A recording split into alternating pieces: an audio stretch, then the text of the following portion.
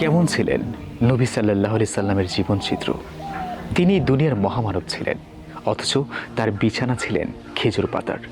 একদিন ওমর রাদিয়াল্লাহু আনহু দেখলেন নবীজি সাল্লাল্লাহু আলাইহি সাল্লামের পিঠে খেজুর পাতার দাগ লেগে আছে। তিনি তা দেখে কেঁদে ফেললেন। নবী করিম সাল্লাল্লাহু আলাইহি সাল্লাম বললেন, ওমর, কান্না করো না। এই দুনিয়া তো তাদের জন্য যারা দুনিয়ায় বুক বিলাসিতা চায়।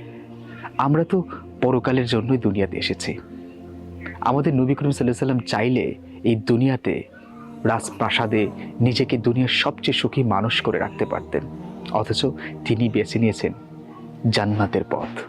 আর আজকের এই সময় এসে আমরা এই নবীর উম্মত হয়েও, আমরা মুসলমান হয়েও টাকা পয়সা অর্থ সম্পদ ওইসবের পিছিয়ে সারাদিন ছুটে চলি।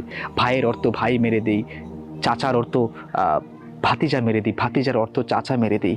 এইভাবে কে কাকে ঠকিয়ে এই দুনিয়াতে বুক বিলাসিতা করবে? অথচ রাসূল দেখিয়েছেন জান্নাতের পথ দুনিয়া থেকে শ্রেয়।